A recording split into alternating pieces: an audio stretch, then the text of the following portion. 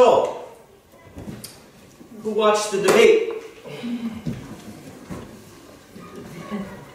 Man, did Romney do good. Man, did he really take it to Obama.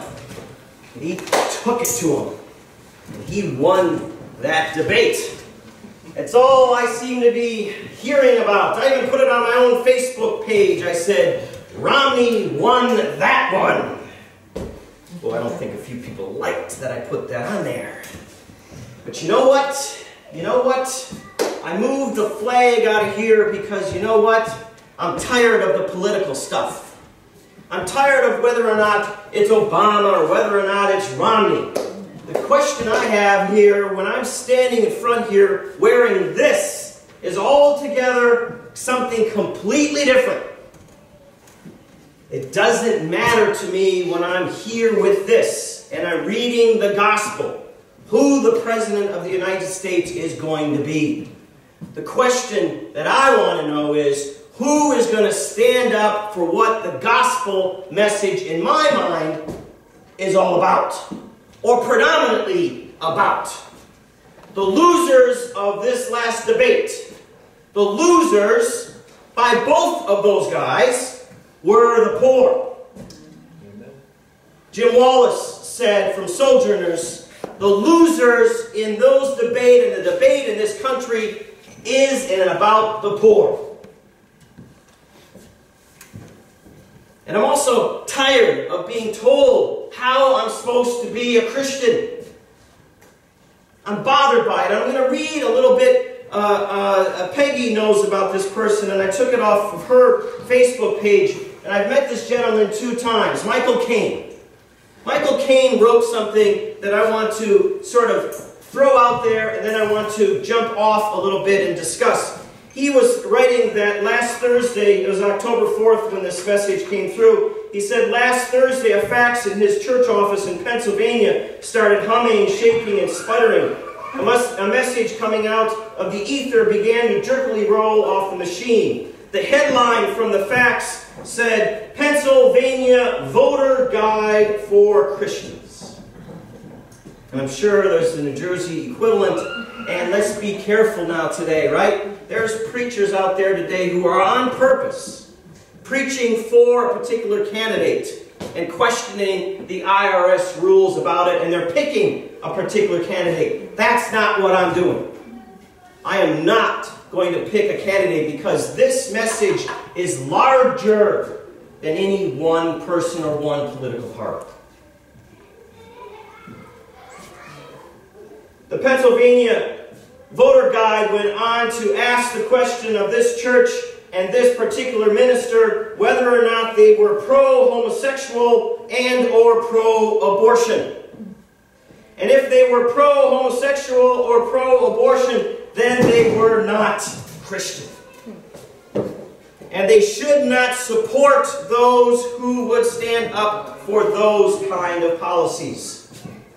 It went on to question things like the repeal of Don't Ask and Don't Tell, funding by government for abortions, the Protect Life Act of 2011, and also discussing judges on whether or not they were also pro-life, pro-choice, pro-abortion, pro-homosexual, whatever that means, pro-homosexual. Then Michael Caine goes on and he asks, you all know, he says, I believe my faith calls me to advocate for equality for folks and for women's right to choose, for homosexual folks. But I understand that Christians could understand their faith differently than I, and therefore come to very different conclusions on such issues. Then he goes on to ask and to pronounce certain things that Jesus said.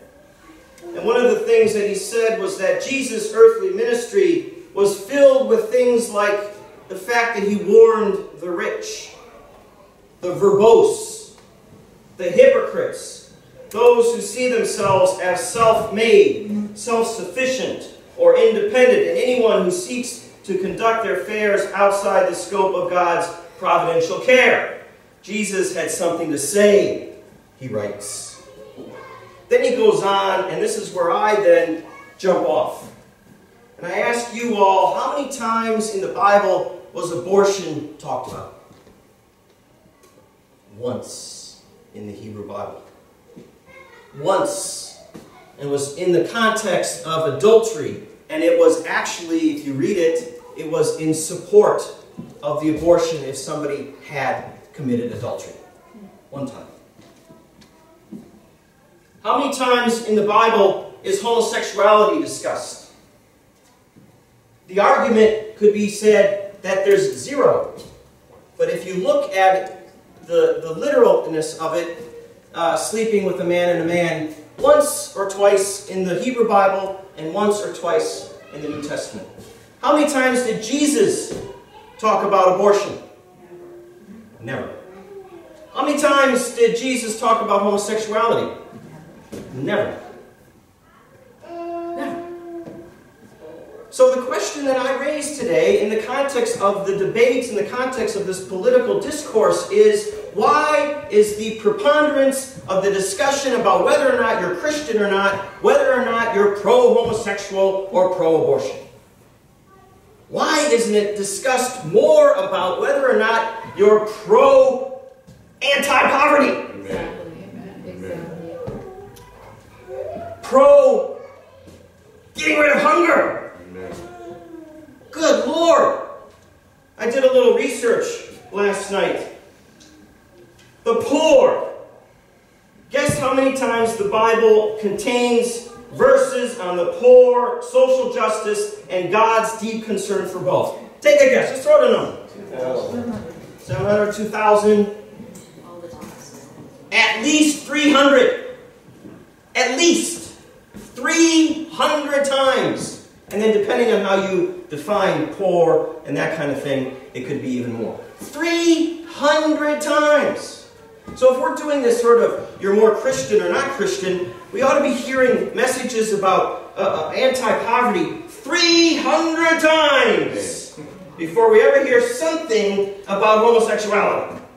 Which you can argue, in my mind, all right, that homosexuality back in the day was discussed more in terms of pederasty, abusing young boys primarily, okay, and or the context of hospitality. Sodom and Gomorrah. Oh, what is this about homosexuality? No, it isn't. It's about not being hospitable to the stranger. Amen. How many times does the Bible talk about money? I couldn't even come up with the right answer on this one. It's a lot. It's a lot. A lot. At least, depending on which, I don't know if it's conservative or liberal, that stuff's driving me nuts right now. 140 to at least 800.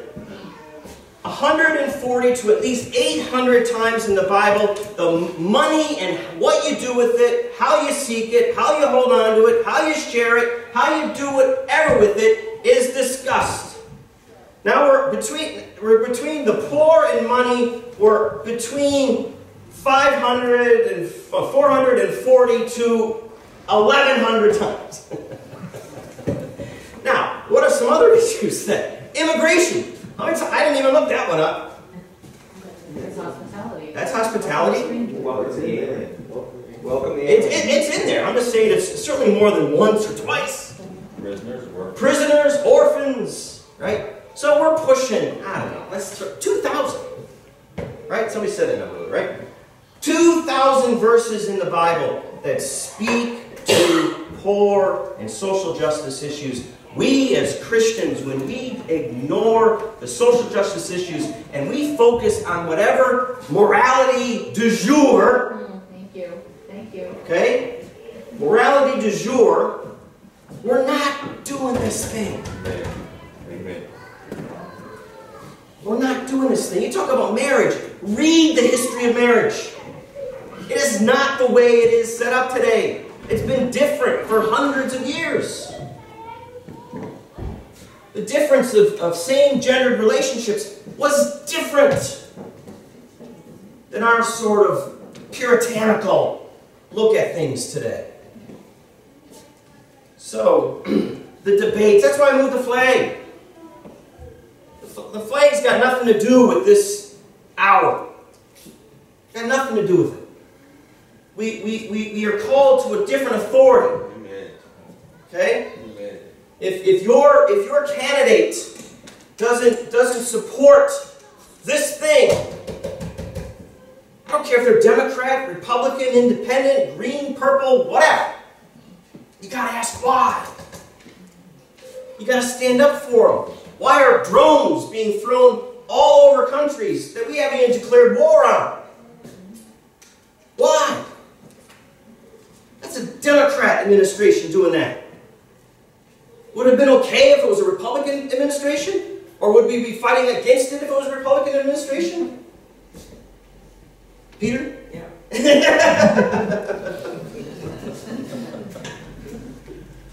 You know, you kind of get caught in your ideological places, don't you? I know I do. It's like, ooh, you can't say anything bad against this person because all your friends like that person. This is the authority. This is the authority.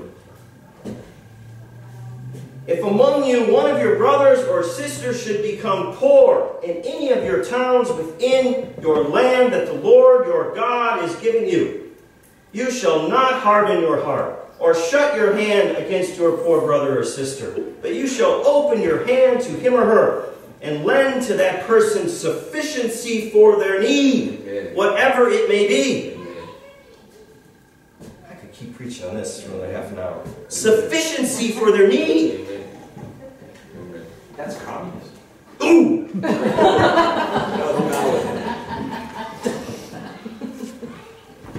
Sorry, Bill. Duncan, we expect no less. You can call it communism, socialism, whatever you want to call it. We're called Amen. To ask and support in our private lives as well. We don't just need to allow the government to take care of these things. We're called as Christians to do it in our own lives. Call it what it is, Christianity. In our own lives. Sufficiency. And you know what? Sufficiency could change from person to person. It really can. And what's wrong with that? What's wrong with that? So as we move forward today, let us be mindful of this thing that we hold up as the Bible. And when people start quoting particular scriptures from it, okay, go ahead, quote something that's 2,000 years old. It's like you go to a medical doctor, right? And you don't quote something that they did 2,000 years ago as the standard, do you? I mean, come on, let's use some brains here a little bit, okay? That one or two places in an archaic sort of worldview is held up when 2,000 things are resisted. Let's call that into question. And let's call it what it is. It's not doing the gospel. It's not standing up for the poor and the disenfranchised. It's finding ways to blame and to hate and to divide.